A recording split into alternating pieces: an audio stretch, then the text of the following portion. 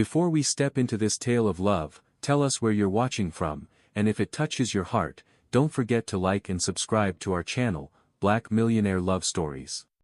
The Grand Whitmore mansion loomed before Amara Cade like a beautiful prison, its Gothic architecture casting long shadows across the perfectly manicured lawn. Crystal chandeliers sparkled through towering windows, their light seeming to mock the darkness in her heart. At 19, she should have been dreaming of love and romance, choosing her own path through life. Instead, she stood frozen in an elaborate wedding dress that felt more like chains than silk, her heart heavy with the weight of inevitability. The wedding planner fussed around her, adjusting the train of her dress, a masterpiece of ivory lace and pearls that cost more than most people's yearly salary. The irony wasn't lost on Amara. The Whitmores had spared no expense for this wedding, yet treated her like something they'd scraped off their shoes. 5 minutes, Miss Cade, the wedding planner chirped, either oblivious to or deliberately ignoring the bride's distress. Amara caught her reflection in the full-length mirror. The girl staring back at her seemed like a stranger, skin the color of rich mahogany, eyes bright with unshed tears, and lips painted the perfect shade of dusty rose. She looked every inch the society bride, but her heart felt like a trapped bird beating against its cage. The whispers followed her everywhere, even on her wedding day. They echoed through the corridors of the mansion like persistent ghosts. The unlucky black girl, the orphan who brought death to her wealthy parents, the charity case turned forced bride. Each whisper was a knife to her heart, each sympathetic glance a twist of the blade. "You look beautiful, dear." Evelyn Whitmore's voice cut through her thoughts like ice. Julian's mother stood in the doorway, her silver-streaked hair perfectly coiffed, her designer dress screaming old money. Though perhaps a simpler dress would have been more appropriate for someone of your background. Amara lifted her chin, refusing to let this woman see her pain. "The dress you chose is lovely, Mrs. Whitmore, though perhaps if I'd been allowed to select my own, I might have chosen something less ostentatious." Evelyn's lips thinned. "Careful, girl. Remember your place. This marriage may have been arranged, but that doesn't mean we have to make it any more difficult than necessary." "My place?" Amara's voice was soft but steady. "And what place would that be, Mrs. Whitmore? The orphan you're forcing your son to marry, or the heiress whose fortune you're so desperate to control?" Before Evelyn could respond, the wedding march began to play. Amara's uncle appeared, his expensive suit reeking of new money and desperation. This man, her last living relative, had sold her like cattle to the highest bidder. She took his arm mechanically, feeling nothing but contempt for the uncle who had betrayed her trust so completely. The walk down the aisle was a blur of faces. New York's elite, the cream of society, all gathered to witness this farce of a wedding. At the end of that long walk stood Julian Whitmore, tall and impossibly handsome in his tailored tuxedo, looking like he'd rather be anywhere else in the world. His gray eyes met hers, and the coldness in them made her shiver. This was the man she was supposed to spend her life with, the man who hadn't spoken a single word to her during their entire engagement, the man who had made his disgust for this arrangement painfully clear through his absence and silence. The ceremony passed in a haze of traditional vows and empty promises. Amara spoke her parts mechanically, each "I do" feeling like another nail in her coffin of dreams. Julian's responses were equally hollow, his voice carrying across the hushed church like distant thunder. The reception was a grand affair, with champagne flowing freely and orchestra music filling the air. Amara played her part perfectly. The gracious bride, the perfect addition to the Whitmore family.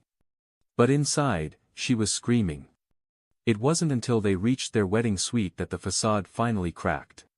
Julian's thunderous voice echoed through the room, bouncing off the expensive wallpaper and crystal fixtures. "Let me make this clear," he snarled, his steel-gray eyes boring into her. The perfect gentleman of the ceremony was gone, replaced by raw fury. "This marriage is nothing but a business arrangement forced upon me. I will never love you, never touch you, and I won't give you the satisfaction of a divorce either." Amara stood her ground, even as her heart shattered. She'd lost everything, her parents, her dreams, her freedom. But she refused to lose her dignity. I didn't ask for this marriage any more than you did, Mr. Whitmore. Your parents may have bought my uncle's loyalty, but they can't buy my dignity. Dignity, he laughed, the sound harsh and bitter. Is that what you call it, selling yourself to the highest bidder? See. You know nothing about me, Amara's voice trembled but held firm. You never bothered to learn. You made assumptions based on my skin color, my circumstances. You're so convinced I'm some gold digger that you never stopped to ask why I might have been forced into this just as much as you. For a moment, something flickered in Julian's eyes, uncertainty, perhaps, or a crack in his perfect wall of prejudice. But it was gone as quickly as it appeared. The room down the hall will be yours, he said coldly. I don't want to see you unless it's absolutely necessary for appearances. The staff will bring you anything you need. Amara watched him stride toward the door, his broad shoulders rigid with tension. Before he could leave, she spoke one last time, her voice carrying years of pain and determination. One day, Mr. Whitmore, you'll realize that the true prisoner in this arrangement isn't me. It's you. You're so bound by your prejudices and assumptions that you can't even see the truth in front of you. He paused for a fraction of a second, his hand on the doorknob, but didn't turn around. Then he was gone, leaving Amara alone in the opulent suite that felt more like a mausoleum than a bridal chamber. She carefully removed the wedding dress, hanging it in the closet like a ghost of dreams never realized. In her simple silk slip, she moved to the window, watching the last guests leave the Whitmore mansion. Their laughter floated up to her window, a cruel reminder of what this day should have been. A single tear rolled down her cheek, but she wiped it away firmly. She was Amara Cade, daughter of Nathaniel and Elise Cade, and she had survived worse than Julian Whitmore's contempt. If this was to be her life now, she would face it with the same strength that had carried her through the death of her parents and the betrayal of her uncle. As the moon rose over the Whitmore estate, Amara made a promise to herself. She might be trapped in this loveless marriage, but she would never let them break her spirit. Let Julian Whitmore keep his promises of never loving her. She hadn't come here for love anyway. She'd come for truth, for justice, and someday she would have both. The night wrapped around her like a cold embrace, and somewhere in the vast mansion, a clock struck midnight. Her first day as Mrs. Whitmore had begun, and with it, a new chapter in her life, one she would write on her own terms, regardless of what they all expected from her. Chapter 2. Shadows of the Past. The next 6 months in the Whitmore mansion unfolded like a carefully choreographed dance of avoidance and silent suffering. Each morning, Amara would wake before dawn, watching the sun paint the sky in shades of pink and gold from her window, the only beauty she allowed herself to enjoy in this gilded cage. The mansion staff treated her with a peculiar mixture of pity and distance, never quite sure whether to address her as the lady of the house or ignore her presence altogether. Their uncertainty was understandable. Julian treated the mansion as his kingdom and Amara as an unwanted servant, making it clear through his actions that she held no real position of authority. Evelyn Whitmore, however, had no such reservations about Amara's place in the household. She took particular pleasure in assigning her the most demeaning tasks, always with a smile that never reached her cold eyes. "Polish the silver again, girl," Evelyn demanded one morning, running a perfectly manicured finger across the dining room sideboard. "At least make yourself useful, since you can't give my son the love he deserves, though I doubt someone like you understands the concept of real love." Amara's hands tightened around the silver polish cloth, but her voice remained steady. "Love, Mrs. Whitmore? Is that what you call forcing your son into a loveless marriage for business gains?" Evelyn's face hardened. "Watch your tongue. You're here because we allowed it. Don't forget that your uncle was more than happy to make this arrangement." "My uncle," Amara replied softly, "sold his soul long before he sold me. But at least he was honest about his greed." The slap echoed through the dining room, sharp and sudden. Evelyn's hand trembled with rage as she lowered it. "You ungrateful little," Julian's voice cut through the tension like a blade. He stood in the doorway, his expression unreadable as he took in the scene before him. "The board members are waiting in the study. Evelyn composed herself instantly, smoothing her designer dress. Of course, darling. I was just giving our dear Amara some household instructions.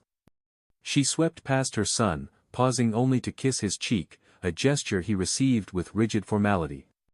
Once Evelyn left, Julian's eyes met Amara's. For a moment, something flickered in their depths, perhaps concern or guilt, but it was gone before she could be sure. Without a word, he turned and followed his mother, leaving Amara alone with her thoughts and the silver that needed polishing. What they didn't know was that every night, after the mansion fell silent, Amara would retreat to the vast library. Among the leather-bound volumes and ancient tomes, she found her sanctuary.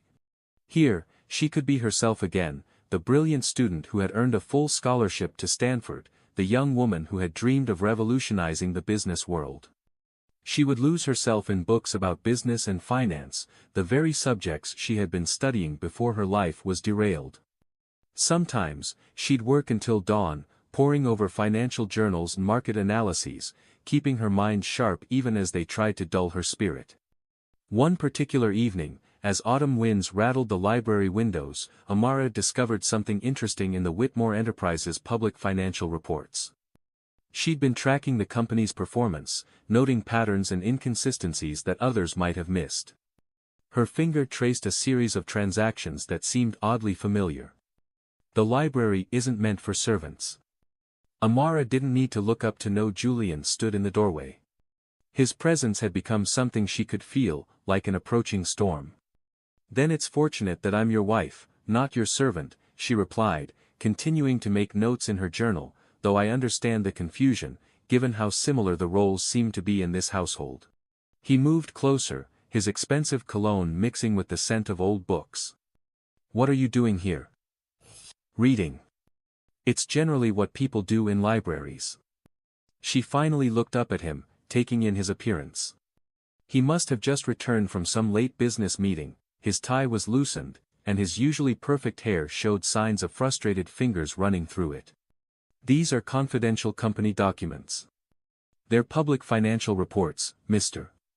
Whitmore, available to any citizen with an internet connection and basic reading comprehension. She closed her journal deliberately. Though I suppose expecting you to know that would require you to see me as a citizen rather than property. Something dangerous flashed in his eyes. You know nothing about business or what it takes to run a company like Whitmore Enterprises. I know enough to see that someone's been siphoning money from your charitable foundation into offshore accounts. The words left her mouth before she could stop them.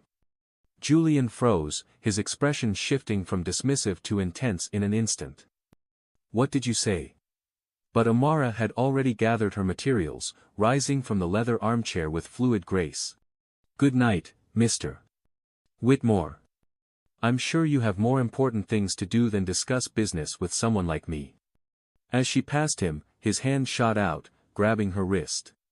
It was the first time he had touched her since their wedding day, and the contact sent an unwanted shiver down her spine. Show me what you found, he demanded, his voice low and urgent. Why? So you can tell me I'm wrong, that I couldn't possibly understand such complex matters.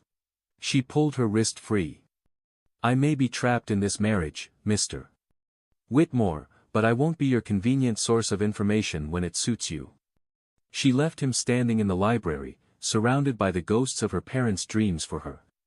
Nathaniel and Elise Cade had raised their daughter to be strong, independent, and brilliant. Their deaths might have left her vulnerable to her uncle's machinations, but they couldn't take away her intelligence or her dignity. The next morning, Amara found a stack of financial documents outside her door, internal reports that weren't available to the public.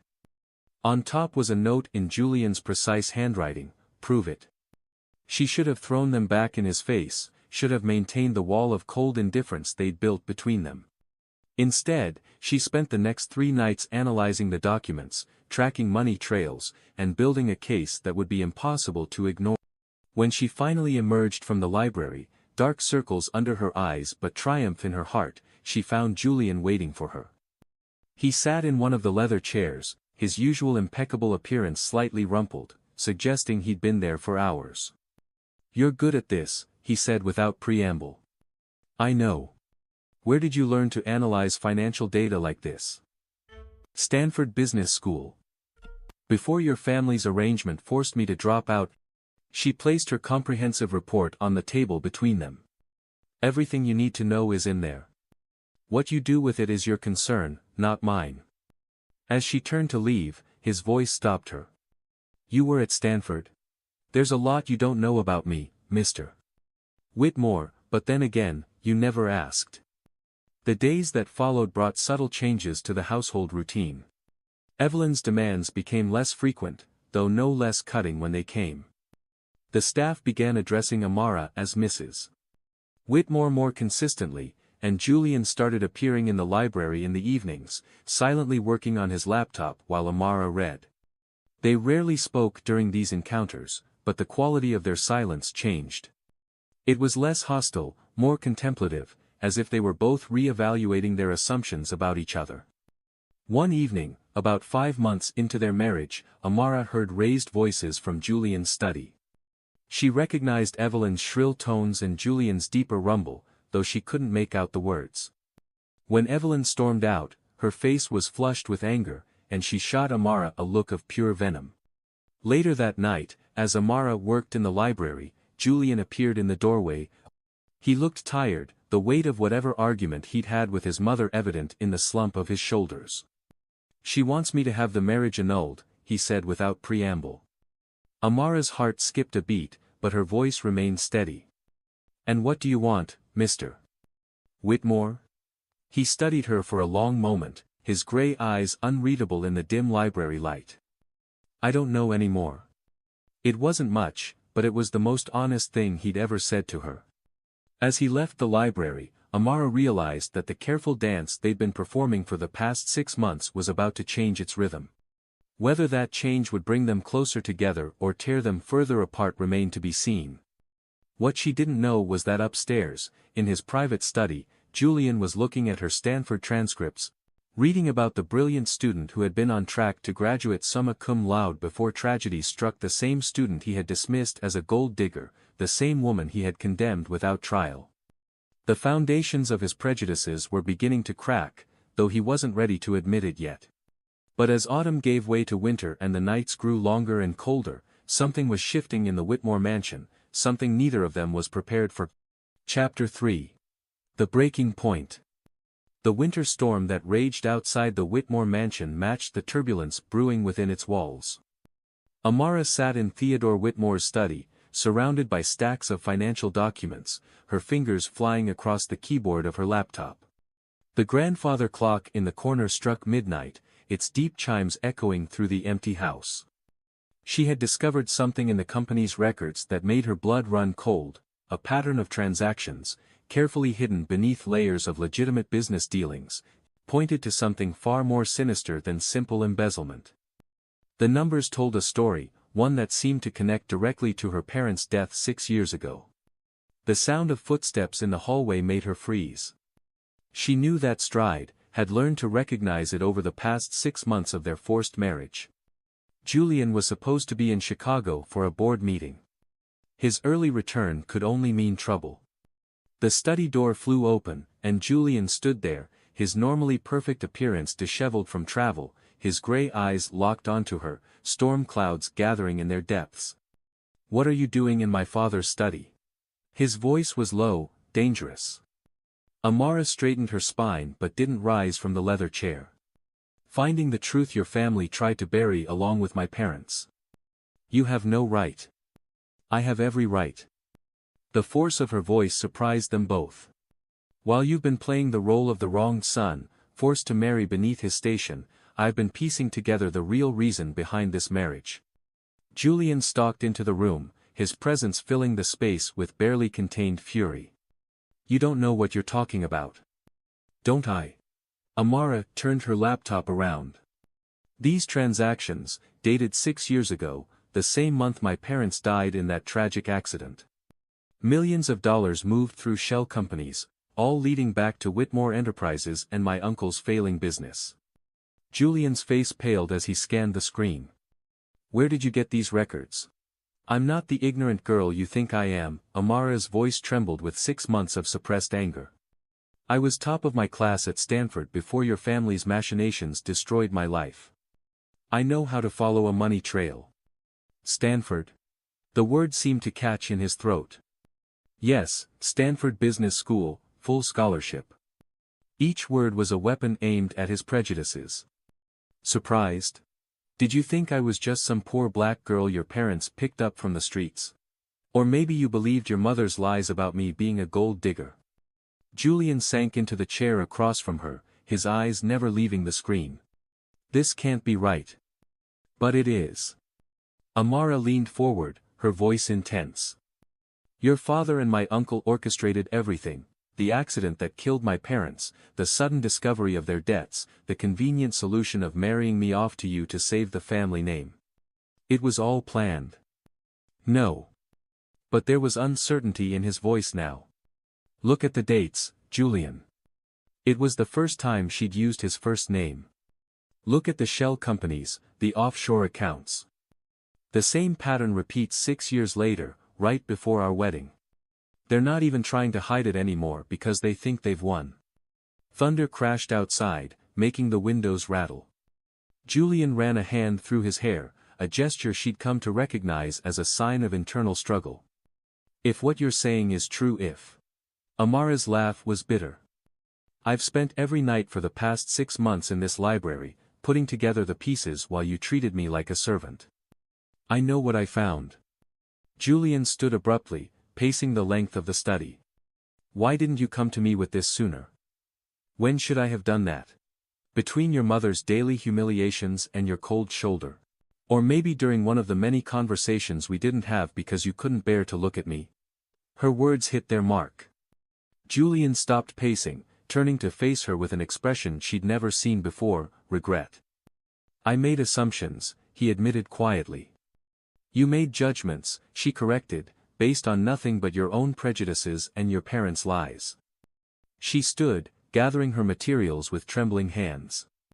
The weight of her discoveries, of this confrontation, was finally hitting her. 6 years of wondering, of grieving, of trying to understand why her perfect world had shattered, it all led to this moment. Your father killed them, she whispered, her voice breaking, and now I'm trapped in this loveless marriage with his son.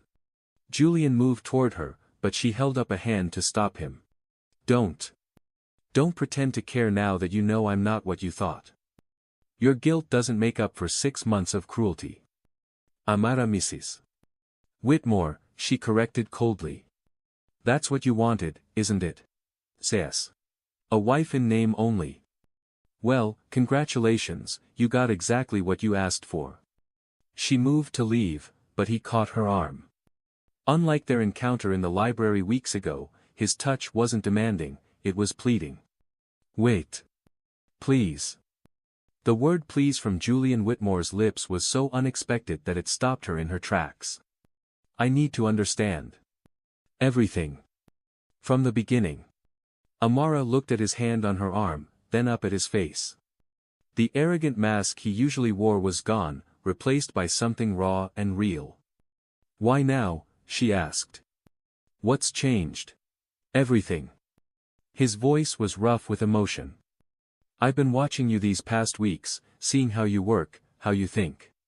The way you spotted that embezzlement scheme in the foundation, no one else had caught that, not our accountants, not our auditors, just you. So now I'm worthy of your attention because I'm smart enough to be useful? No. Julian released her arm but didn't step back. You're worthy of my attention because I was wrong about everything. The grandfather clock chimed again, marking the passage of another hour. Outside, the storm continued to rage, but inside the study, something was shifting. The air itself seemed charged with possibility. Tell me about Stanford, Julian said softly. Tell me about your parents. Tell me everything I should have asked 6 months ago. Amara studied him for a long moment, weighing her options. The pain of the past 6 months warred with the need to have someone, anyone, finally understand what she'd lost. It's a long story, she warned. I have time. And so, as the storm raged outside, Amara began to speak. She told him about growing up in her parents' loving home, about their successful technology company, about her dreams of following in their footsteps. She spoke of the scholarship to Stanford, of being one of the few black women in her program, of proving herself over and over until even the doubters had to acknowledge her brilliance. Julian listened without interrupting, his expression growing darker as she described the day she learned of her parents' death, a car accident that had never made sense to her, how her uncle had appeared with news of hidden debts and threatened bankruptcy, how the Whitmore family had swooped in with their solution, presenting it as generosity while holding financial ruin over her head. "I never wanted their money," she finished, her voice hoarse from talking. "I just wanted to understand why. Why them? Why me? Why this marriage?" Julian had moved to the window during her story, staring out at the storm. When he turned back to her, his face was set with determination. "We're going to find out," he promised. "All of it." "And when we do what?" Amara challenged. "Will you stand against your own father, risk your precious company?" "Yes." The simplicity of his answer caught her off guard. "Why?" Julian crossed the room until he stood before her. "Because I've spent 6 months living with a woman I refuse to see. Because my father may have killed innocent people for profit. Because for the first time since this marriage began, I'm seeing clearly." He reached out, hesitating for a moment before gently wiping away a tear she hadn't realized had fallen. "I can't undo the past 6 months. I can't bring back your parents. But I can help you find the truth, if you'll let me." Amara looked at his offered alliance, not quite friendship, certainly not love, but something new and undefined, a partnership born of shared purpose rather than forced obligation. "This doesn't fix everything," she warned. "You can't just flip a switch and erase months of contempt." "I know." His hand fell away from her face. "But it's a start." As if in agreement, the storm outside began to quiet, the thunder growing distant. The grandfather clock struck 2, reminding them of the late hour. "Tomorrow," Amara said, gathering her laptop and files. "We'll start tomorrow. I have 6 months of research to show you." Julian nodded, stepping aside to let her pass, but as she reached the door, he spoke again. "I was wrong about you, Amara Cade Whitmore. And I'm sorry." She paused, her hand on the doorknob. "Prove it," she said, echoing his own words from weeks ago. As she walked away, leaving him alone in his father's study, neither of them realized that this night would change everything. The careful dance of avoidance was over. In its place, a new partnership was forming, one that would shake the foundations of the Whitmore empire and force them both to confront truths they never expected to find. Chapter 4. An Unexpected Night. The revelation about Amara's past shook Julian's worldview to its core. Over the next few days, he found himself watching her with new eyes, noting the grace with which she handled his mother's barbed comments, the intelligence behind her quiet observations, the strength that kept her chin high despite everything. The Whitmore Enterprises' annual charity gala was approaching, and the mansion buzzed with preparations. Evelyn Whitmore had taken charge, as always, filling the house with florists, caterers, and decorators. She'd made a point of excluding Amara from the planning, despite her position as Julian's wife. "The gala planning requires a certain social finesse," Evelyn had said, her smile sharp as glass. "Perhaps you could help the staff with the cleaning instead, dear." Julian, passing by at that moment, surprised them both. "Actually, Mother, Amara will be handling the Foundation's presentation this year. Her financial analysis saved us millions. She's more than qualified to present our charitable initiatives." The look of shock on both women's faces was identical, though for very different reasons. Evelyn recovered first. "Darling, be reasonable. The board members will be impressed by her Stanford business background and her keen financial insight," Julian cut in smoothly. "Unless you'd prefer I share what we discovered about the Foundation's irregular transactions." Evelyn's face went pale. She left without another word, her heels clicking aggressively against the marble floor. Amara waited until they were alone before speaking. "I don't need you to fight my battles." "I know," Julian replied, loosening his tie. But I'm trying to right some wrongs, starting with how this family has treated you. A week later, they found themselves working late in the mansion's executive office suite, preparing for the gala presentation. The storm that had been threatening all day finally broke, rain lashing against the windows as thunder rolled overhead. "These numbers don't add up," Amara muttered, frowning at her laptop screen. "There's another account we're missing." Julian leaned over her shoulder to look, his cologne wrapping around her like an expensive embrace. "Check the offshore holdings. Father kept certain accounts separate from the main books." His proximity was distracting in a way Amara wasn't ready to acknowledge. She'd spent 6 months building walls against this man, walls that were starting to show dangerous cracks. "We should head down," she said, standing abruptly. "The cleaning staff will want to lock up." They took the executive elevator, the silence between them charged with unspoken words. Halfway down, the lights flickered, then, with a grinding sound that made them both wince, the elevator shuddered to a stop. "Perfect," Amara muttered, pressing the emergency button. Nothing happened. Julian pulled out his phone. No signal. Storm must have knocked out the power. How long until someone realizes we're stuck? At this hour, could be a while. Most of the staff has gone home.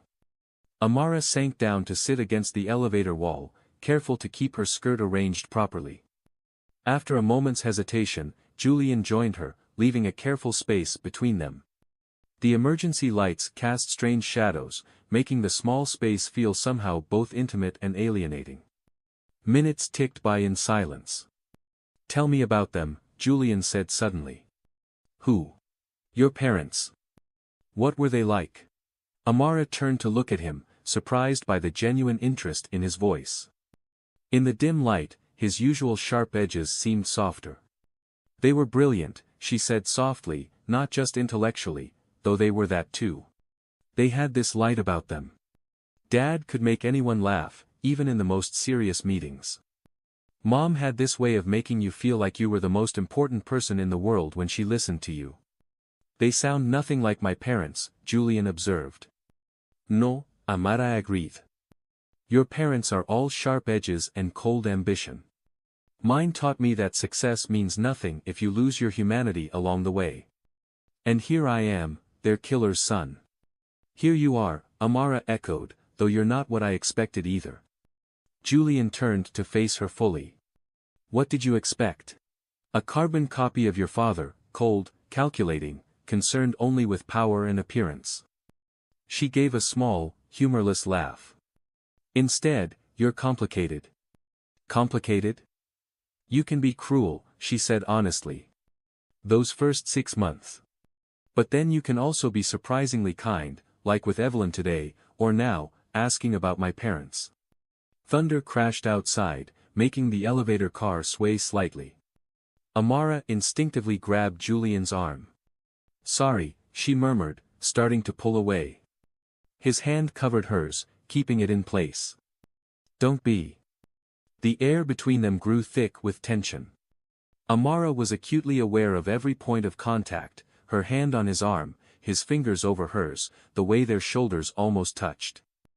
"I never knew," he said quietly, "about your parents, about Stanford." "You never bothered to ask," Amara replied, but the words held no bite. They both knew they were treading new ground here. "I was afraid," Julian admitted. "Of what?" "Of being wrong. About you, about this marriage, about everything I thought I knew." His thumb traced small circles on the back of her hand. "I built this image of you in my mind, this convenient villain to blame for my trapped situation. If I let myself see you as a person, then you'd have to acknowledge your part in my pain," Amara finished. "Yes." Another crash of thunder, closer this time. The elevator swayed again, but neither of them moved apart.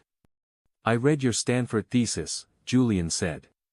"About ethical business practices in times of crisis. It was brilliant." Amara stared at him. "You what?" "After that night in the study, I had to know more. I contacted Stanford, got copies of your academic records.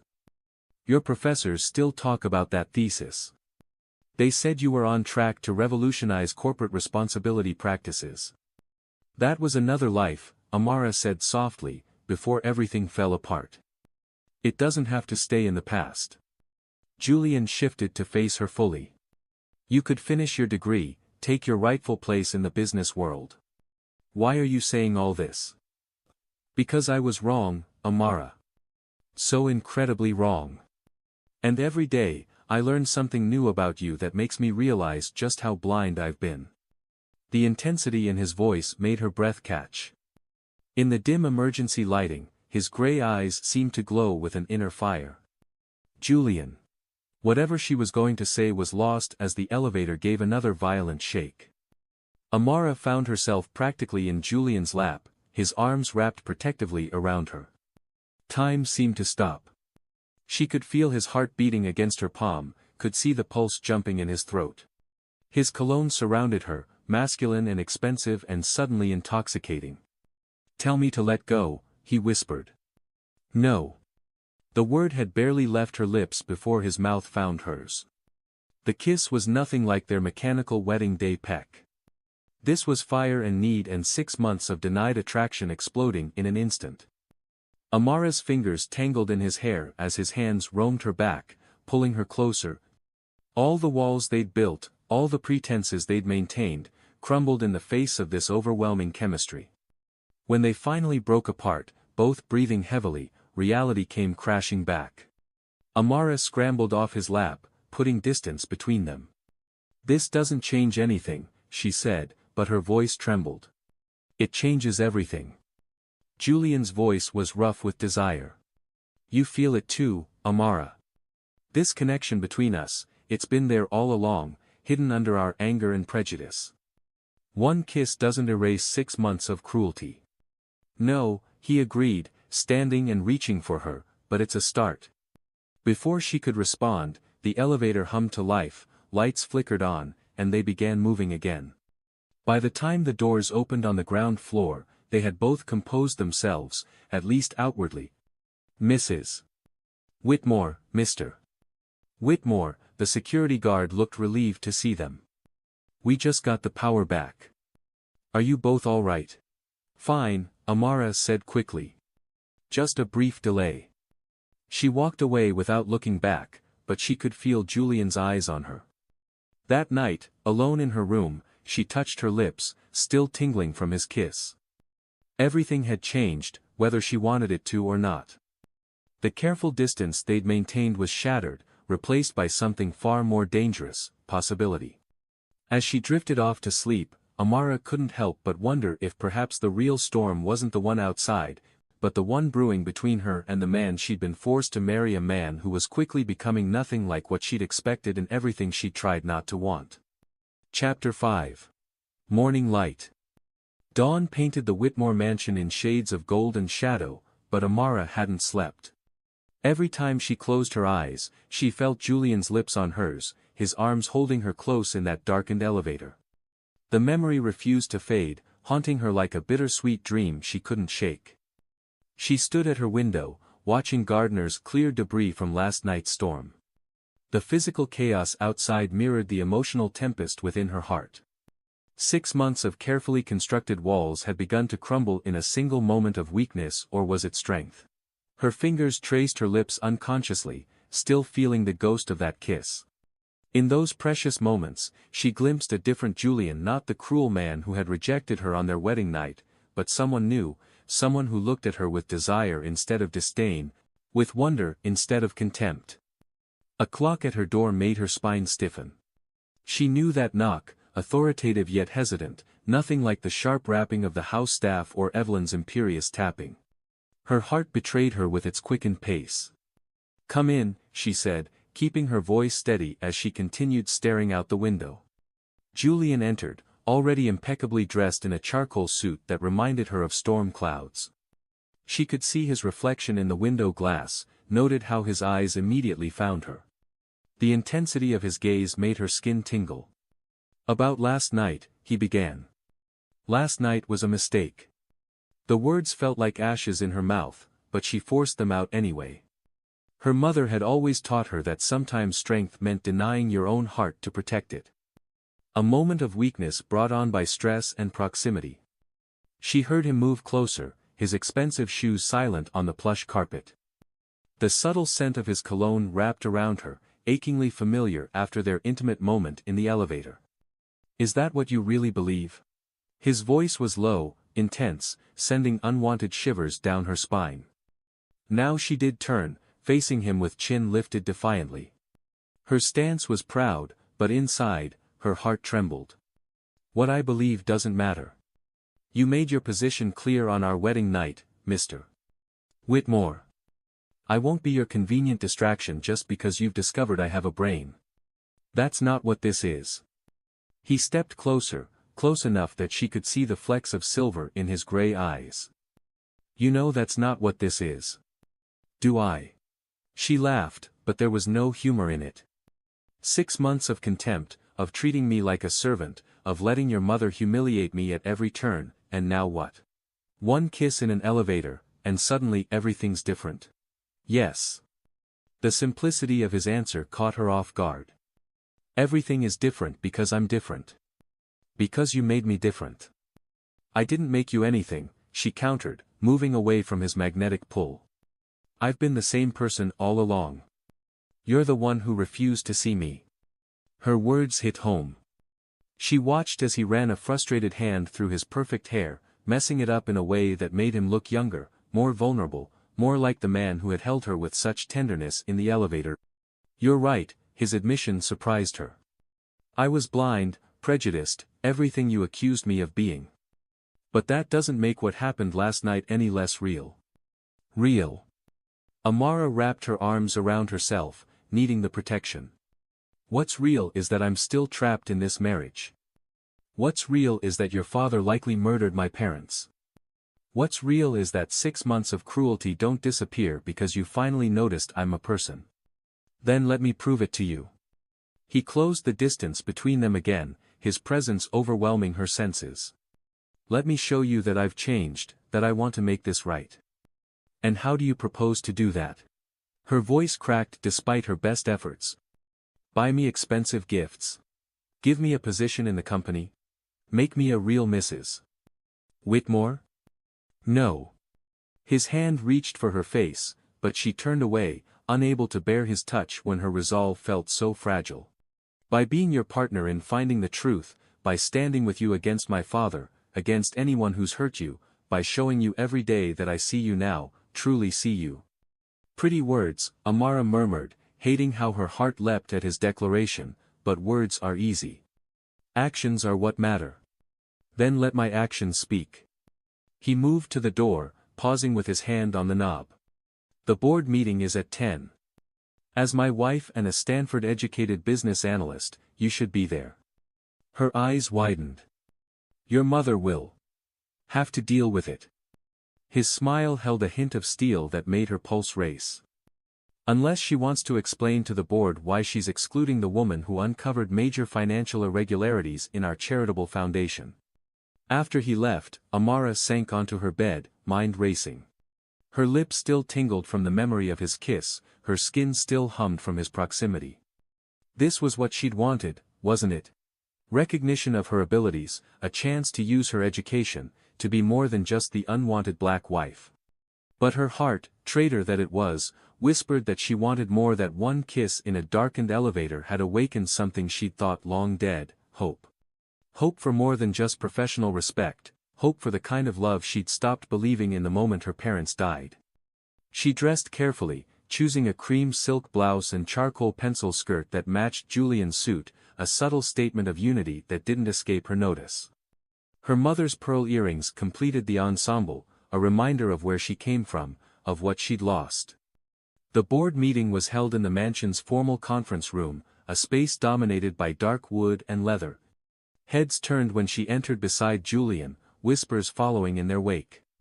But it was different now, not the cruel whispers of before, but something new, something sparked by the way Julian's hand rested protectively at the small of her back, by the proud set of his shoulders as he guided her to the seat beside his.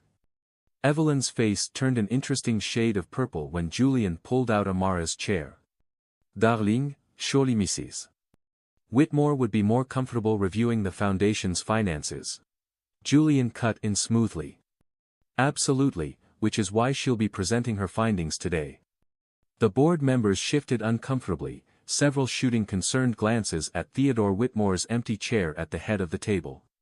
He was traveling on business, according to Evelyn, though Amara suspected he was avoiding the fallout from her discoveries. As she presented her analysis, Amara felt a familiar calm settle over her. This was her element: numbers, patterns, the clean logic of financial flows. She laid out the irregularities she'd found, careful to frame them as concerning discrepancies rather than outright accusations. But it was hard to concentrate with Julian watching her so intently. Every time she glanced his way, she found his eyes on her, filled with something that looked dangerously like pride, like admiration, like desire. The board members' expressions shifted from skepticism to concern to alarm as she walked them through the evidence. Evelyn's face grew progressively paler. These transactions, one board member interrupted, they seemed to follow a pattern dating back several years. 6 years, to be precise, Amara confirmed, not looking at Julian. The pattern intensifies around certain significant dates. The implications hung heavy in the air. Everyone knew about the tragic accident that had claimed the lives of technology entrepreneurs Nathaniel and Elise Cade. Everyone knew their daughter had married into the Whitmore family. Now, the connections were becoming impossible to ignore. After the meeting, as shell-shocked board members filed out, Julian caught her arm. The touch sent electricity through her body, reminding her viscerally of their kiss. "That was brilliant," he said softly. "It was necessary," she corrected, pulling away despite every cell in her body crying out to lean into his touch. "The truth needs to come out." "Amara, wait." His voice stopped her retreat. "Have dinner with me tonight." She turned back, eyebrow raised. "We live in the same house. We eat dinner together every night." "No, not in the formal dining room with mother's disapproval seasoning every bite. Just us, somewhere else. Let me take my wife to dinner." The way he said "my wife," not with the cold possession of their wedding day, but with something that sounded dangerously like pride, made her heart skip. "Why?" "Because I want to know you," he said simply. "Not the woman I imagined you to be, not the facade you show the world, but you, the brilliant mind behind that presentation, the woman who reads financial reports for fun, the daughter who honors her parents by seeking justice." Amara studied him, looking for any sign of manipulation or deceit. She found only sincerity in his gray eyes, along with something else, something that made her think of darkened elevators and earth-shattering kisses. "This doesn't change anything," she said finally, but the words lacked conviction. "You keep saying that." His smile was gentle, knowing, "but we both know everything has already changed." As she walked away, Amara couldn't deny the truth in his words. The careful walls she'd built were crumbling, and she wasn't sure she had the strength or the desire to rebuild them. One kiss had changed everything, awakening possibilities she'd forbidden herself to imagine. That evening, as she dressed for dinner, Amara caught her reflection in the mirror. The woman looking back at her was different from the bride who'd entered this mansion 6 months ago. That girl had been beaten but not broken, trapped but not defeated. This woman was on the verge of something terrifying and exhilarating. The question was, did she have the courage to reach for it, or would the ghosts of the past, his cruelty, her pain, their shared history, prove too heavy to overcome? As she applied a final touch of lipstick, Amara made her decision. She would go to dinner, would listen to what Julian had to say, but she would not let her heart rule her head. There was too much at stake, too many unanswered questions, too much pain between them. The kiss they'd shared might have cracked her defenses, but she wouldn't let it break them completely. Not until she was sure of him, sure of herself, sure of what this newfound connection between them really meant. Because in the cold light of morning, fairy tales didn't exist, and even if they did, she wasn't sure she wanted to star in one anymore. But perhaps something real could grow from these ashes of their beginning, something stronger than fairy tales, something true. Chapter 6. Unveiled Truths. The restaurant Julian chose was intimate and elegant, tucked away in a historic building downtown. No Whitmore family connections, no prying eyes, just them and the soft glow of candlelight. Amara sat across from him, looking ethereal in a deep purple dress that made her skin glow like polished bronze. "Why here?" she asked, taking in the vintage decor and private corner table. "Because it's the kind of place your parents used to love." Julian watched her expression carefully. "I've been doing my research." Nathaniel and Elise Cade were known for discovering hidden gems in the city, places with character and history. Amara's hand trembled slightly as she reached for her water glass. "You've been investigating my parents." "I've been investigating everything." He leaned forward, voice low and intense. "And what I found, Amara, it's worse than we thought." Her back stiffened. "Tell me." "Not here." He glanced around meaningfully. "After dinner, there's something I need to show you." The meal passed in a haze of tension and unspoken words. Julian watched as Amara picked at her food, noting how her mind was clearly elsewhere. She'd never looked more beautiful to him or more unreachable. Later, in his private study at the mansion, Julian pulled out a thick file. "He had me personnel investigator die deep." He found things that were supposedly destroyed years ago. Amara took the file with steady hands, but her voice shook. "What kind of things?" "Police reports, insurance investigations, medical examiner notes." Julian ran a hand through his hair. "And this?" He pulled out a sealed envelope, yellowed with age. "It was in my father's private safe. A letter from your father, dated 3 days before the accident." Amara stared at the envelope like it might bite her. "Have you read it?" "No. It's not mine to read." She broke the seal with trembling fingers, unfolding paper that held her father's familiar handwriting. As she read, tears began to fall silently down her cheeks. "He knew," she whispered. "He knew they were coming for him." Julian moved closer but didn't touch her. "What does it say?" "Theodore Whitmore and Malcolm Cade," she read, her voice gaining strength. "If you're reading this, then your plan succeeded. But know this, I've left evidence of your crimes with someone you'll never find, someone who will know when to bring it forward. You may have won this battle, but you haven't destroyed everything we built." She looked up at Julian, eyes blazing through her tears. "He hid something, something that could prove what they did. And I think I know where." Julian pulled out another document. "Your parents' company had a secret research facility. It's not listed in any official records, but I found references to it in old expense reports. A place where they developed their most sensitive projects." "The cabin," Amara breathed. "Up in the mountains. Dad always said it was just a vacation home, but he spent so much time in the basement, said he was tinkering." "Can you find it again?" She nodded slowly. "I remember the way. We used to spend summers there before. We'll go tomorrow." Julian's voice was firm. "First thing in the morning. Your father is still conveniently abroad, and mother is too busy damage controlling the board meeting to notice our absence." Amara studied him in the soft lamplight of the study. "Why are you helping me, really?" Julian moved closer, close enough to catch the subtle scent of her perfume. "Because I need to know the truth as much as you do. Because I can't be the son of a murderer and do nothing about it. Because every day I spend with you makes me realize how much I've wasted fighting against this marriage instead of fighting for you."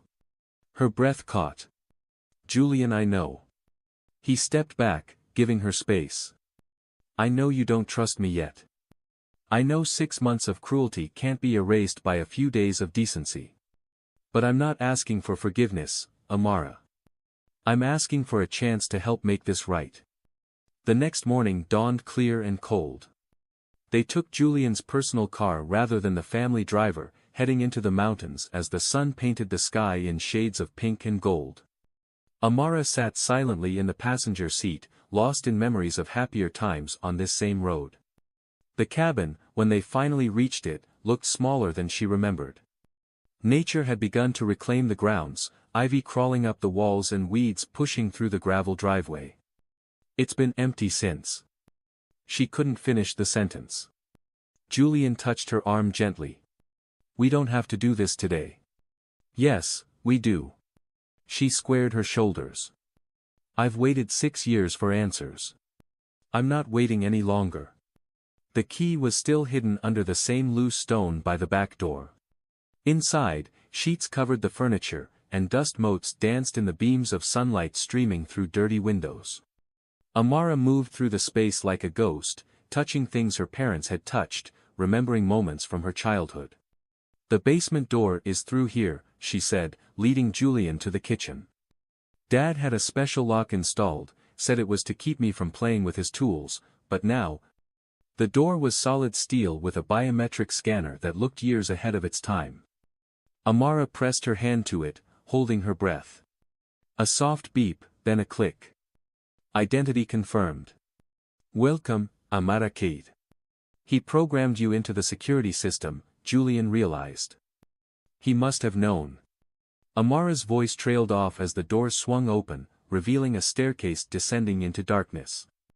Motion sensors activated as they went down, illuminating not a basement workshop but a state-of-the-art research facility. Computer servers hummed along one wall, while complex equipment filled the rest of the space. This is incredible, Julian breathed. Your father was working on quantum encryption technology that's just now becoming viable. Over here. Amara had found her father's desk, tucked into a corner.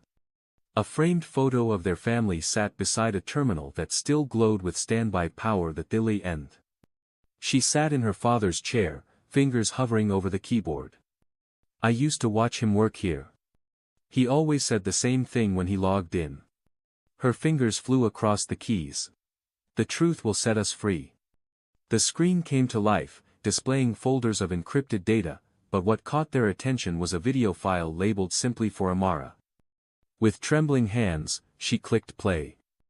Nathaniel Cade's face filled the screen, looking exactly as she remembered him. My dearest daughter, he began, if you're watching this, then something has happened to your mother and me. Theodore Whitmore and your Uncle Malcolm have discovered our investigation into their illegal activities.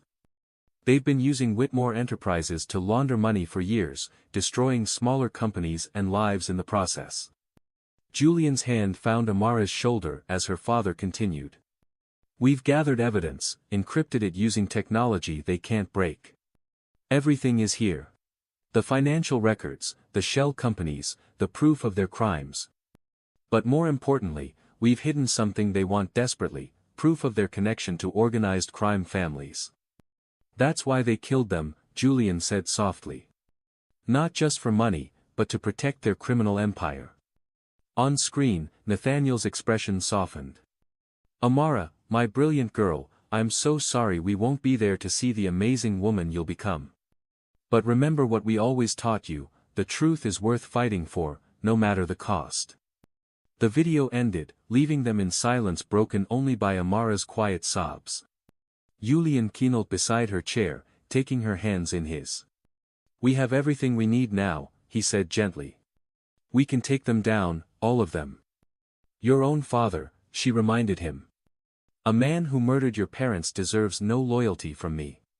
His voice was fierce. I told you I'd help you find the truth, and I meant it. Whatever comes next, we face it together. Amara looked at him, really looked at him, seeing not the cruel man who had rejected her 6 months ago, but someone new, someone fighting his own battles with the truth. It won't be easy, she warned. They'll fight back, try to discredit us, maybe worse. Let them try. Julian's grip on her hands tightened. We have something they don't. What's that? Each other. The words hung between them, heavy with meaning. 6 months ago, they'd been forced together by others' machinations. Now, they were choosing to stand together against those same forces. As they left the cabin, carrying hard drives full of evidence, Amara felt something she hadn't experienced in years, hope. Not just for justice, but for something more, something that felt dangerously like a future she might actually want. Chapter 7. The Chase. Julian's pursuit of Amara's heart began in the quiet moments, in the spaces between breaths. He found himself watching her as she worked, marveling at how blind he'd been to her brilliance, her grace, her quiet strength. Every day revealed new facets of her that made his heart ache with regret for time wasted and love denied. One evening, he found her in their library. He'd started thinking of it as theirs now, this sanctuary where their story had truly begun. She sat curled in her leather chair, lamplight casting a golden glow on her skin as she pored over financial documents. "Let me prove to you that I'm not my father," he pleaded, kneeling beside her chair. The position made him vulnerable, but that was the point. With her, he wanted to be vulnerable. "Let me show you who I really am, who we could be together." Amara's fingers stilled on the papers. "Love isn't a business transaction, Julian. You can't just decide to want me now that you know I'm not what you thought. Is that what you think this is?" The pain in her voice cut him deep. He reached for her hand, encouraged when she didn't pull away. "Amara, I'm not deciding to want you. I'm finally allowing myself to feel what's been there all along." "And what exactly has been there all along?" Her eyes met his, challenging. "Contempt, prejudice? Or have you forgotten how you treated me for 6 months? I'll never forget." His voice cracked with emotion. "Every cruel word, every cold shoulder, every time I let my mother humiliate you, it's burned into my memory. But that man, that prejudiced fool who couldn't see past his own assumptions, that's not who I am anymore." She stood abruptly, needing distance. The moon cast long shadows through the library windows, turning her into something ethereal, untouchable. "People don't change overnight, Julian." "No, they don't. But sometimes they have their eyes opened in an instant." He followed her to the window, careful not to crowd her. That night in the elevator, it wasn't just about physical attraction. It was about finally seeing you, really seeing you. "And what exactly do you see?" The vulnerability in her question made his heart ache. "I see a woman who survived unimaginable loss without losing her compassion." He moved closer, drawn to her like a moth to flame. "I see a brilliant mind that could have been broken by tragedy but instead grew stronger. I see someone who fights for truth, not out of vengeance, but out of a genuine belief in justice." Tears glimmered in her eyes, catching the moonlight like diamonds, but she blinked them away, ever strong. "Pretty words from a man who once couldn't bear to look at me. Then let me show you with actions." He pulled an envelope from his pocket. He'd been carrying it for days, waiting for the right moment. "I've called an emergency board meeting for tomorrow. We're going to present the evidence about the foundation's illegal activities. Your father will be there. His flight landed this morning." Julian's jaw tightened. "He thinks he's coming home to damage control. Instead, he's walking into an ambush." "It's dangerous," Amara warned, but he could hear the shift in her voice, concern for him now, not just weariness. "Let him try to stop us. I'm done hiding, done pretending, done being the obedient son while he destroys lives." Julian took her hands in his touch gentle but sure. "But I need you there with me, not just for the evidence, but because I'm stronger with you beside me." The vulnerability in his voice made her breath catch. "Julian, I know you don't trust me yet. I know I haven't earned that." His thumbs traced patterns on her palms, sending shivers up her arms. "But trust this, trust that I want justice as much as you do, trust that I choose you, here and now, over everything I thought I believed in." Their moment was shattered by Evelyn Whitmore's sharp voice from the doorway.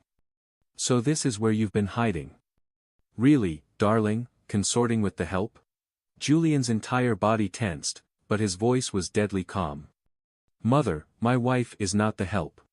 She's a brilliant businesswoman who has uncovered serious irregularities in our company's finances." "Wife."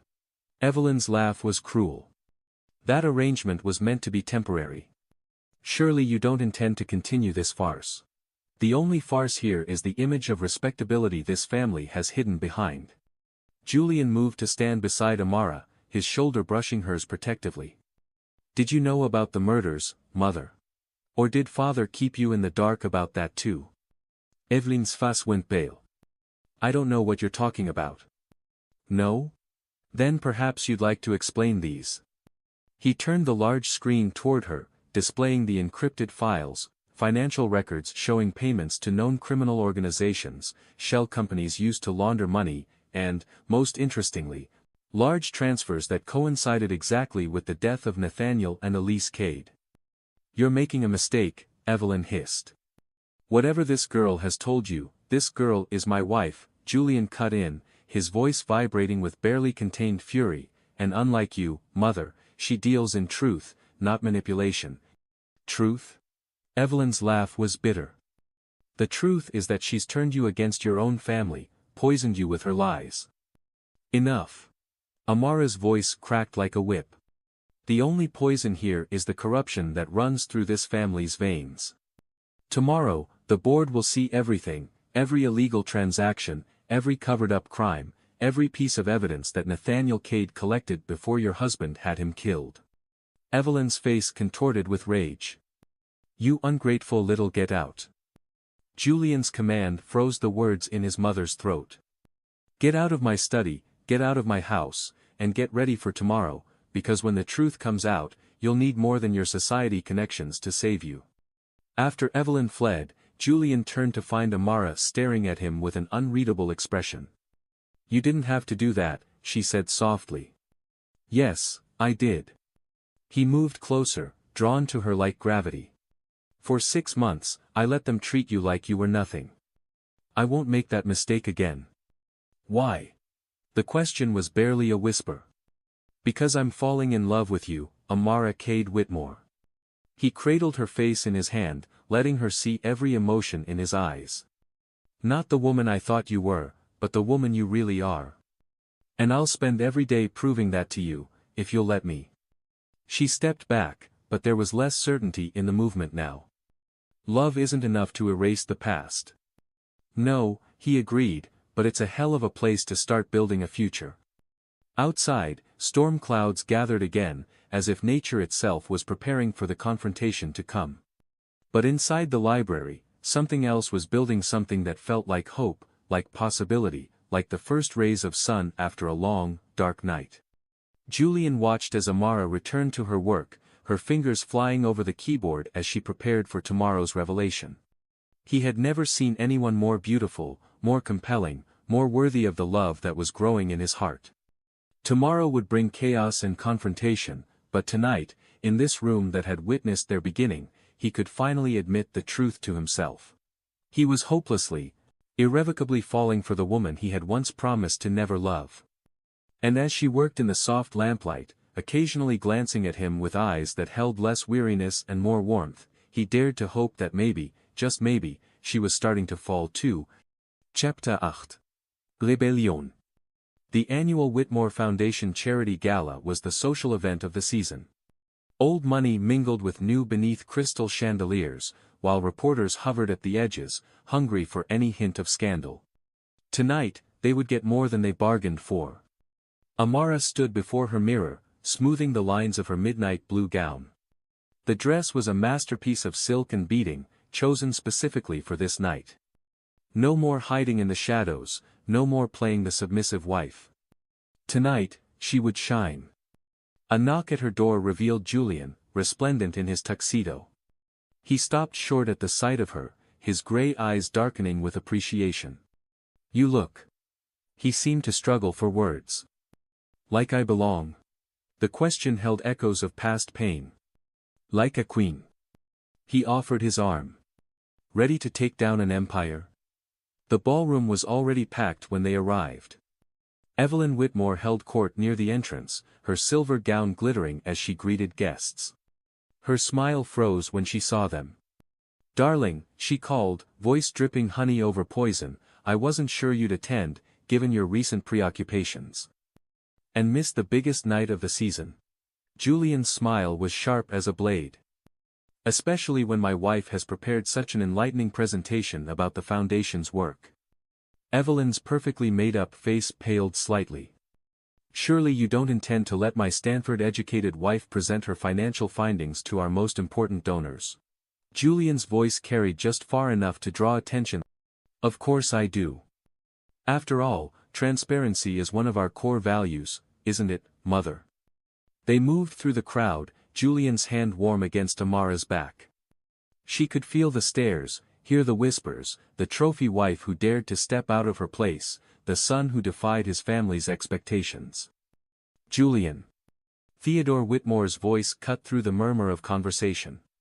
He stood by the stage, commanding attention in his expensive tuxedo.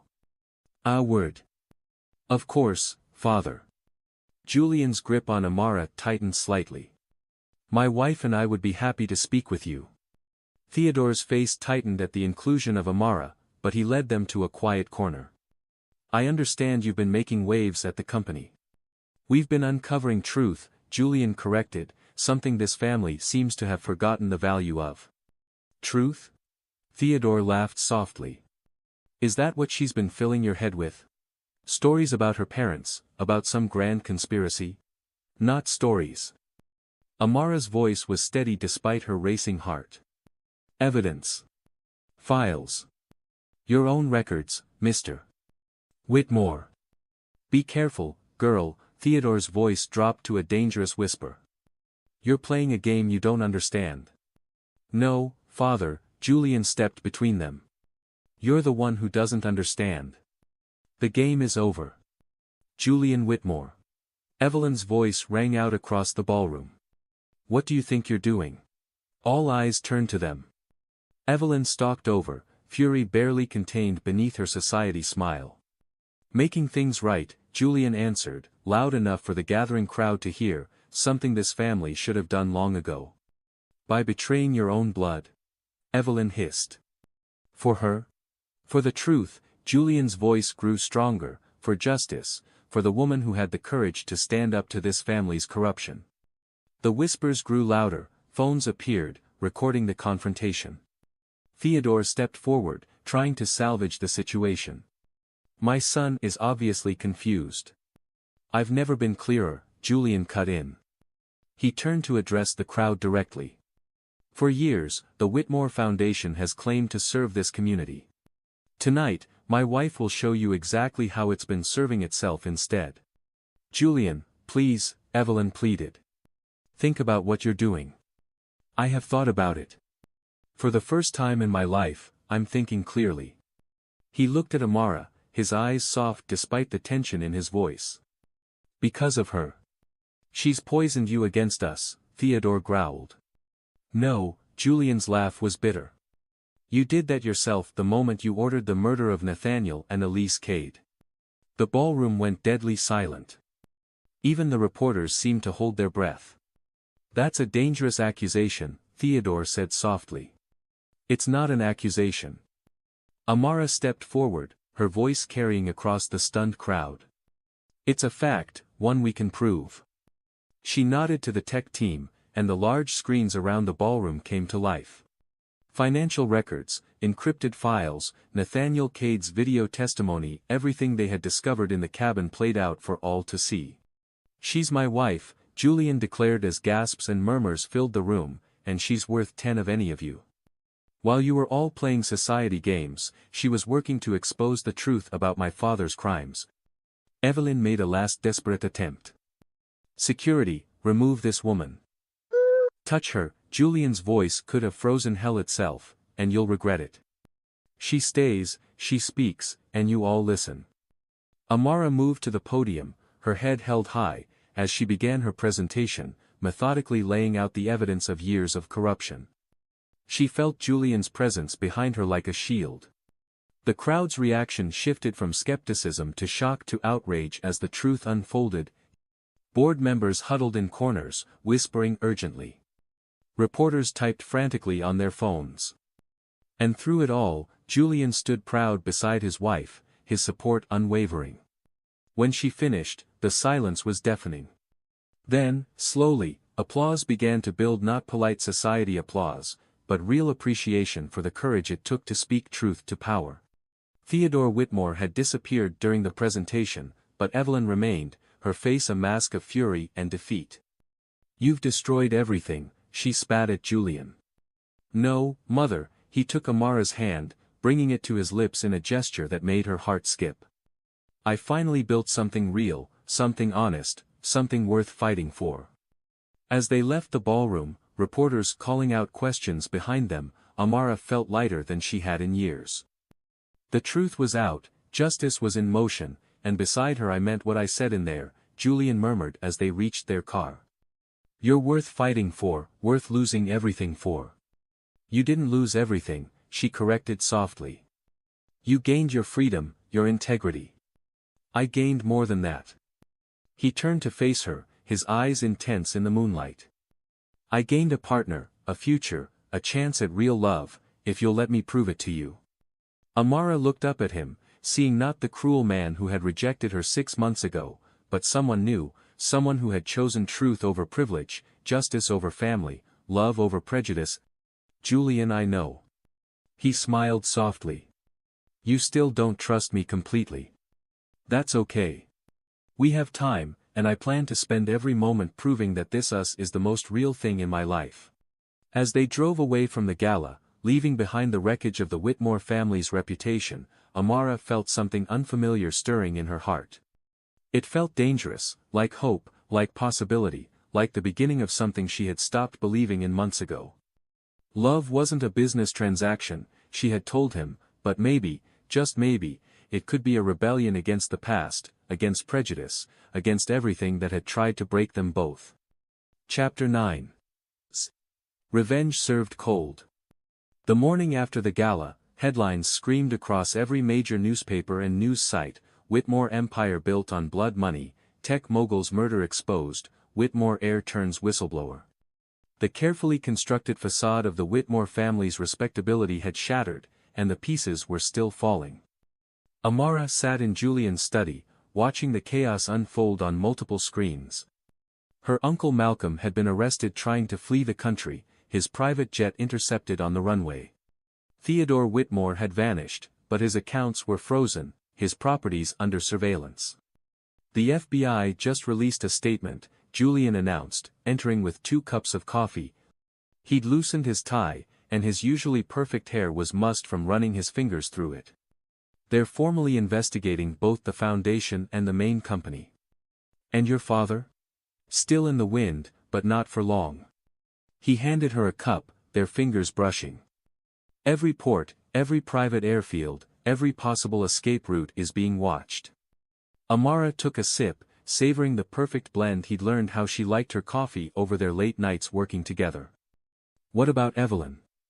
Under house arrest at the country club mansion. Apparently, she's already trying to negotiate a deal, claiming she knew nothing about the murders. Do you believe her? Julian's face darkened. I don't know what to believe anymore. The woman who raised me, who taught me about family loyalty and social responsibility, she was living a lie. They all were. And yet you chose truth over those lies. Amara set down her cup, studying him. Why? He met her gaze steadily. Because of you. Because watching you fight for justice, despite everything they did to you, it showed me what real strength looks like. A knock at the door interrupted them. Bennett, the head of security, entered, looking grave. Mr. Whitmore, we've found him. Julian straightened. Where? The old hunting lodge in the Adirondacks. And, sir, your uncle Malcolm was just transferred to federal custody. He's talking. Amara's heart raced. After 6 years, justice was finally within reach. Have the helicopter ready in 20 minutes, Julian ordered. Already done, sir. After Bennett left, Amara stood. I'm coming with you. Amara, don't. Her voice was steel wrapped in silk. He killed my parents. I need to see this through. Julian studied her for a long moment, then nodded. Together, then. The helicopter ride was tense with anticipation. Amara watched the landscape blur beneath them, remembering summer trips to the mountains with her parents. How different everything looked now, viewed through the lens of loss and impending justice. The hunting lodge appeared suddenly through the trees, a massive structure of stone and timber that screamed old money and privilege. FBI vehicles surrounded it, agents positioned at every exit. He's cornered, the lead agent briefed them as they landed. We've got thermal imaging showing one heat signature in the main study. He's armed but contained. Let me talk to him, Julian said. Sir, that's not protocol. He's my father, and he needs to face what he's done. The agent hesitated, then nodded. Wear a vest, and we'll have snipers on standby if things go south. Amara grabbed Julian's arm as he turned to go. Be careful. His eyes softened as he looked at her. Always. She watched him enter the lodge, her heart in her throat. Minutes ticked by like hours. Movement in the study, her voice crackled over the radio. Subject is agitated. Through the large windows, Amara could see shadows moving. Then, suddenly, Theodore Whitmore's voice boomed through hidden outdoor speakers he'd accessed the lodge's sound system. Come to pass judgment, son. The words dripped with contempt. You, who've benefited from every privilege this family's power provided. I came to understand, Julian's voice replied, calmer but just as clear. How could you do it? The Cades were innocent people. Innocent? Theodore laughed harshly. They were threats. Their technology could have exposed everything we'd built, and that self-righteous attitude about ethical business practices. They would have brought down our entire empire. So you had them killed. It wasn't a question. I had them eliminated. Business is war, son. I taught you that. You taught me lies. Julian's voice grew stronger. You taught me to judge people by their social status, their skin color, their family connections. You taught me to be as empty and corrupt as you are. And yet here you stand, throwing it all away for that girl, their daughter. Have you lost your mind? No, father. For the first time in my life, I'm thinking clearly. A pause, then, Malcolm told them everything. About the planning, the sabotaged brakes, the offshore accounts. It's over. Malcolm was always weak, Theodore's voice turned ugly, like you've become. I gave you everything: power, position, respect, and you throw it away for what, love? Yes. The simplicity of Julian's answer seemed to hang in the air. For love. For truth. For the chance to be better than what you made me. Sudden movement caught Amara's eye through the window. She saw Theodore raise something that glinted in the light. Gun. The warning crackled over multiple radios, but before anyone could react, Julian's voice cut through again. It's funny, father. You taught me everything about power, but nothing about love. Amara taught me that. She taught me that real strength isn't in what you take, but in what you give, what you stand for. Sentimental nonsense. Maybe.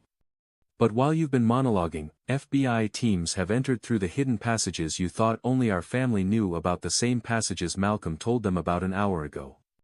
A commotion erupted inside. Through the windows, Amara saw Theodore Whitmore, the man who had ordered her parents' death, being tackled by agents. His gun clattered to the floor as Julian calmly stepped back. Minutes later, he emerged from the lodge. Amara ran to him, not caring who saw. You're okay. She touched his face, checking for injuries. I'm fine. He caught her hand, pressing a kiss to her palm. It's done. He confessed to everything, and it's all recorded. They watched as Theodore Whitmore was led out in handcuffs, his perfectly tailored suit dusty, his aristocratic features twisted with rage. You'll regret this, he spat as he passed them. Both of you. No, father. Julian's arm went around Amara's waist.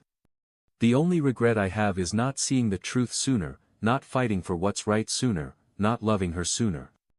As Theodore was placed in an FBI vehicle, Amara felt tears on her cheeks. Justice won't bring my parents back, she whispered. Julian held her hand. No, but it might give us a chance at a future.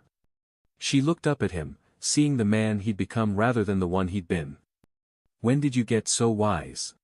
When I fell in love with a woman who showed me what real wisdom looks like. He wiped away her tears gently. A woman who fought for truth when everyone tried to bury it, who saw the good in me when I couldn't see it myself. The sun was setting over the mountains, painting the sky in shades of pink and gold as FBI teams processed the scene and media helicopters circled overhead. Julian and Amara stood together, watching the end of one chapter and the beginning of another. "What happens now?" she asked softly. "Now, we rebuild not the Whitmore empire, that deserves to fall, but something new, something honest."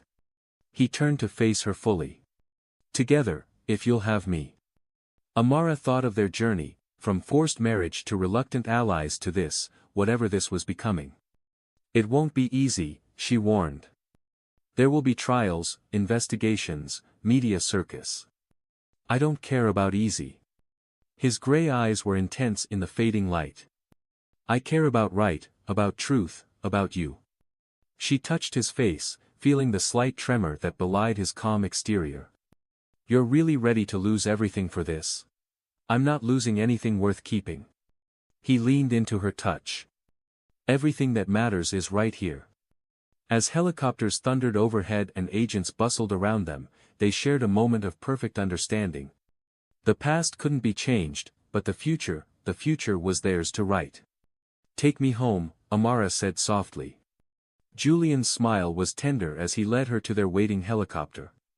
Behind them, Theodore Whitmore's empire crumbled, but ahead lay possibility, hope, and maybe, just maybe, the kind of love stories were written about. Chapter 10. Hearts Unguarded. The Whitmore mansion felt different in the days following Theodore's arrest. The staff moved more freely, as if a heavy cloud had lifted. Evelyn had retreated to the country clubhouse, leaving only silence where her cutting remarks used to echo. But the biggest change was between Julian and Amara.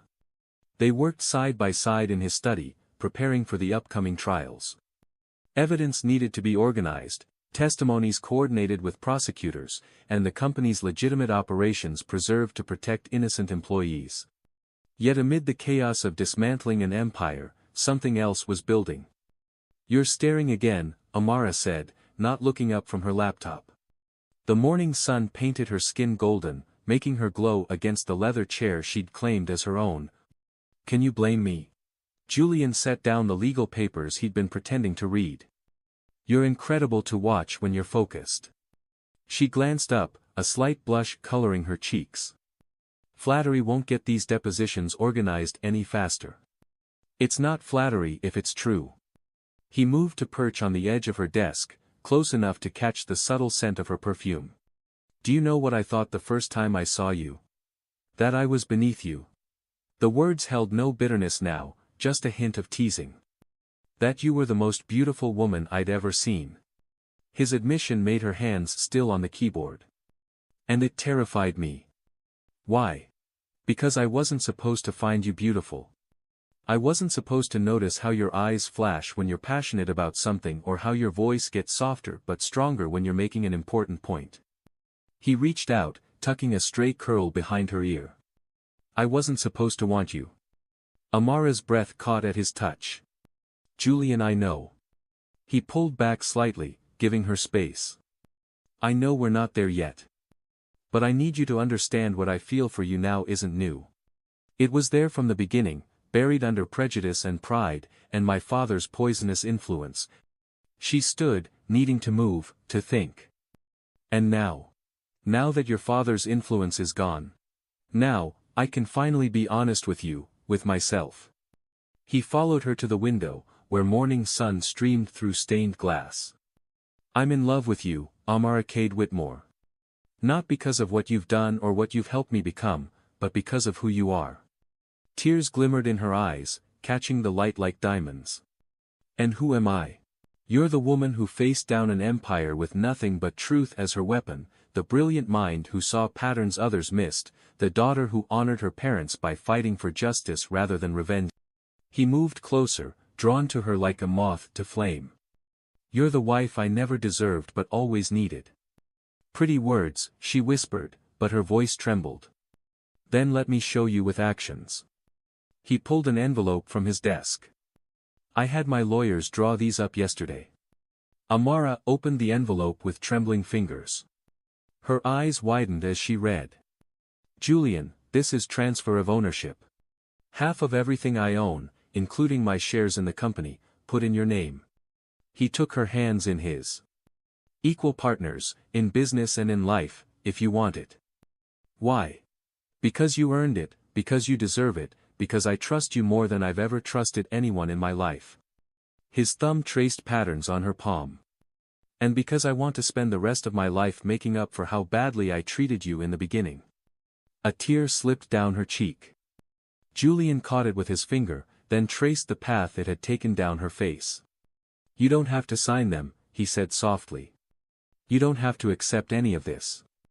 But I needed you to know, everything I have, everything I am, it's yours if you want it. Amara looked at the papers, then back at him. This isn't about the money or the shares. No, it's not. Then what is it about? Trust. Partnership. Love. He stepped closer, close enough to feel the warmth radiating from her body. Everything I should have offered you from the beginning. Their first real kiss wasn't born of passion or convenience, but of understanding. Julian traced the tears on Amara's cheeks, marveling at how someone so strong could be so soft. I was wrong about everything, he murmured against her skin. I don't deserve your forgiveness. Then earn it, she challenged, her eyes meeting his with a mixture of vulnerability and strength that took his breath away. His lips found hers, gentle at first, then with growing intensity as she responded in sight. This wasn't like their desperate kiss in the elevator. This was slower, deeper, filled with promise and possibility. When they finally broke apart, both breathing heavily, Julian rested his forehead against hers. I love you, he whispered. I think I've loved you since that first night in the library when you showed me how brilliant you are. I was just too blind to see it. Amara's hands fisted in his shirt, holding him close. I wanted to hate you, she admitted. It would have been easier. I know. He kissed her forehead, her cheeks, the corner of her mouth. I gave you every reason to. But you changed. Her voice was soft with wonder. You chose truth over family, justice over power. I chose you, he corrected. Everything else just followed naturally. Outside, the garden staff was preparing for spring planting, new life emerging from winter's remnants, just as their love was blooming from the ashes of their forced beginning. What happens now? Amara asked, still held safe in the circle of his arms. Now, we rebuild, together. He gestured to the papers on the desk. Equal partners in everything. She touched his face, studying him with those brilliant eyes that saw straight to his soul. And if I'm not ready? If I need time? Then I'll wait. He turned his head to kiss her palm. I'll spend every day showing you that this is real, that I'm real, that what I feel for you is the most real thing in my life. And the company? The trials? We face them together. No more hiding, no more pretending. He smiled softly. Unless you're tired of working with me. Never. The words slipped out before she could stop them, and the vulnerability in her eyes made his heart ache. Julian pulled her close again, marveling at how perfectly she fit in his arms. Their second kiss was slower, sweeter, full of promises for the future. When they finally returned to work, something had shifted between them. The careful distance they'd maintained was gone, replaced by casual touches, shared smiles, and a warmth that filled the room like sunshine. As evening fell, casting long shadows through the study windows, Julian watched Amara work where she'd kicked off her shoes and curled up in her chair, completely absorbed in her task. Her hair had escaped its elegant twist, curls framing her face in a way that made his fingers itch to touch them. You're staring again, she said without looking up, but this time there was a smile in her voice. Always, he replied simply.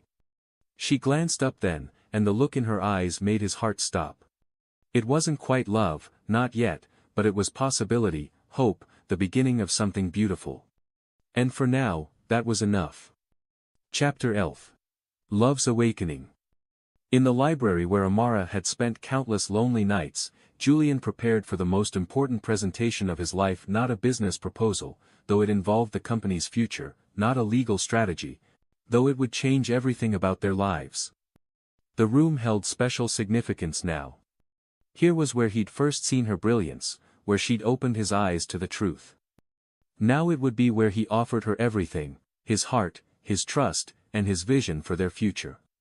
Amara found him there just after sunset, surrounded by documents and his laptop.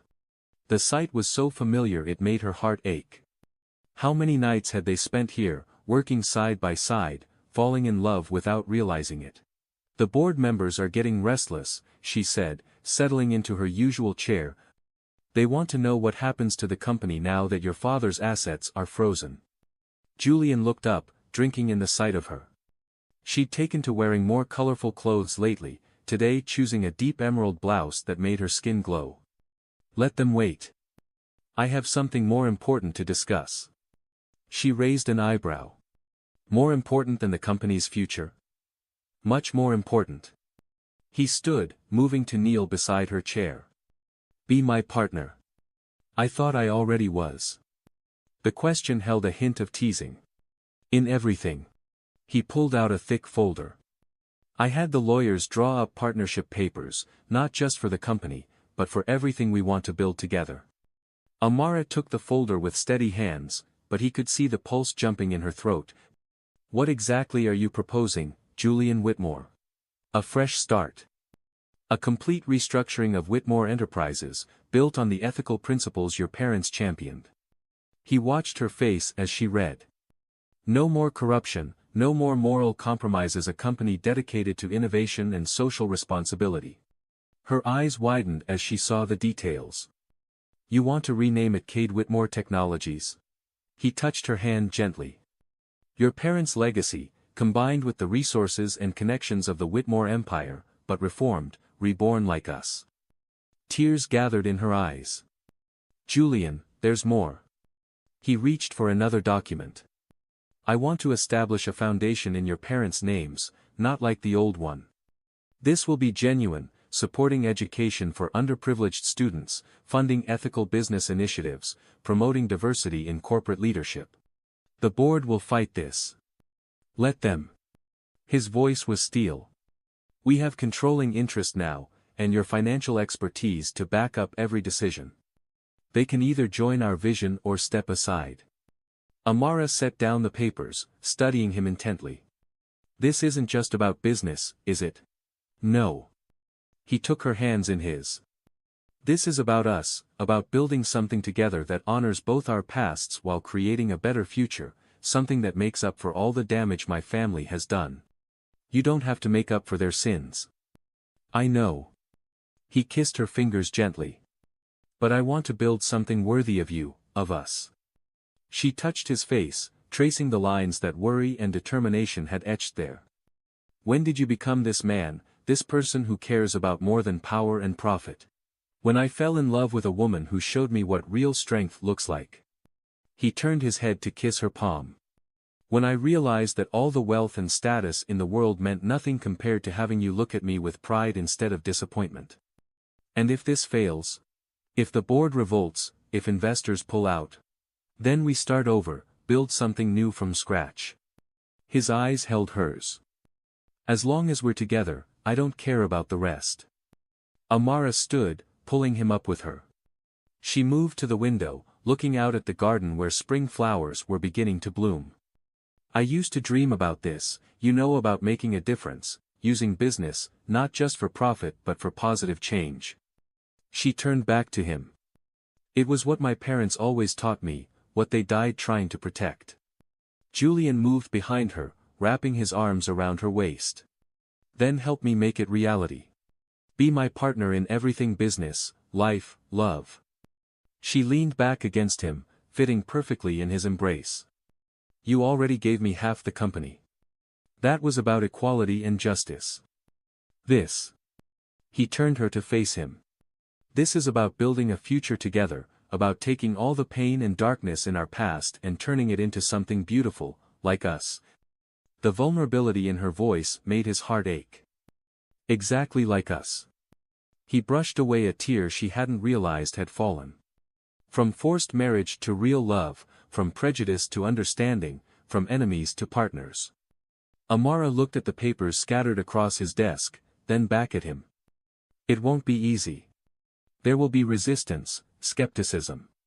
Good thing I have the brilliant Amara Cade on my side. His smile was tender. The woman who took down an empire with nothing but truth and determination. She touched the partnership agreement, fingers tracing their combined names. Cade, Whitmore Technologies.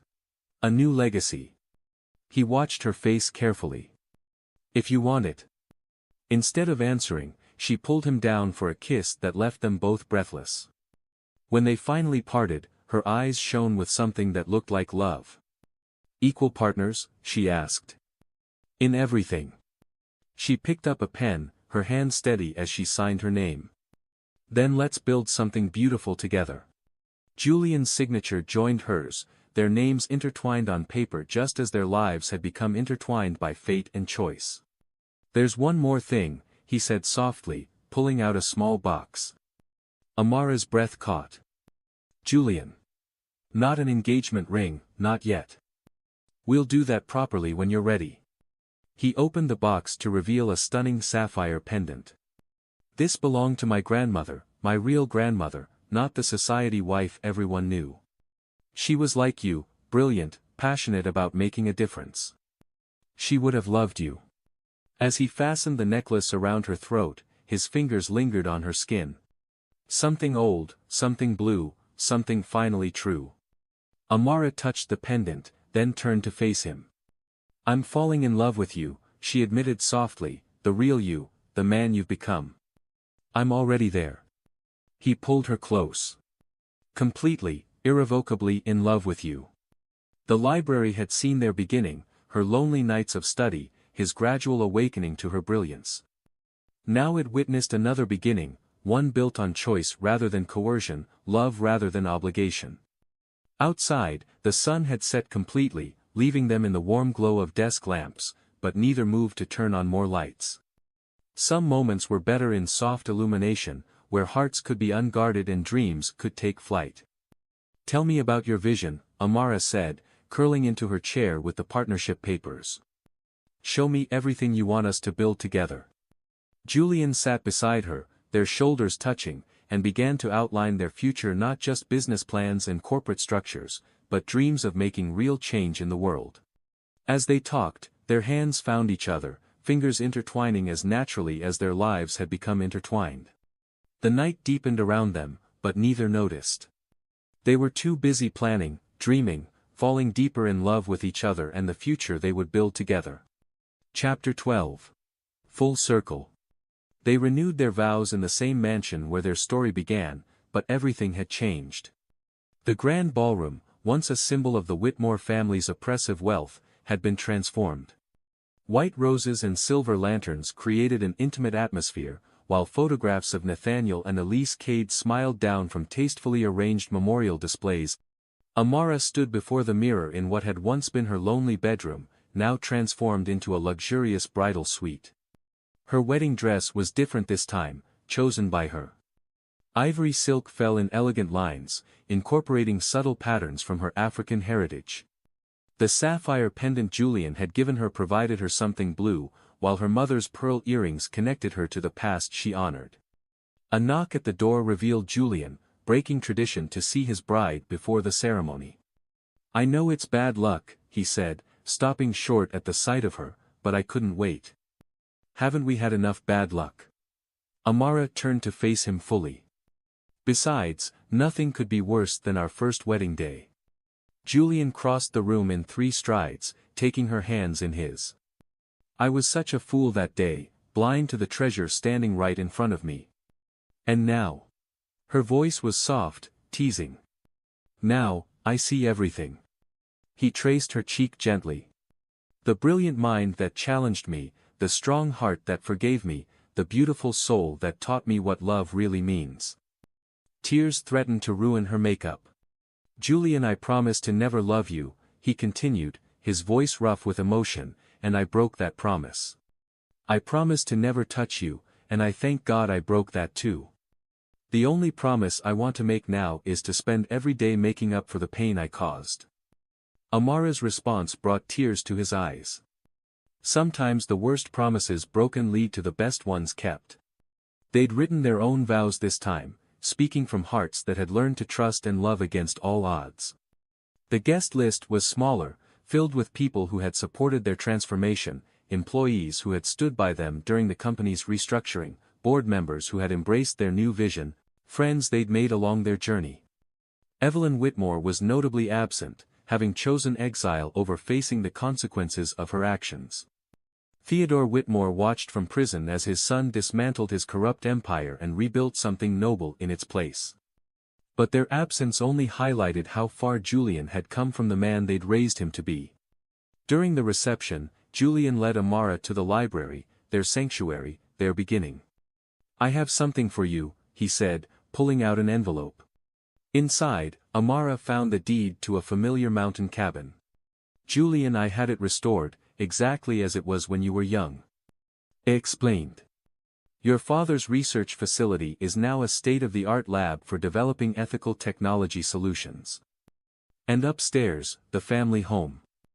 I remember," she finished, tears falling freely now. "Our weekend retreat," he corrected gently, "a place to remind us where we came from, and show us where we're going." She pulled him down for a kiss that tasted of joy and promises kept. When they broke apart, Julian rested his forehead against hers. "I love you, Amara Cade Whitmore, not because I have to, not because of circumstances or obligations, but because loving you is as natural as breathing. And I love you, Julian Whitmore, not despite our past, but because of how far we've come, because you had the courage to change, to choose love over prejudice, truth over power."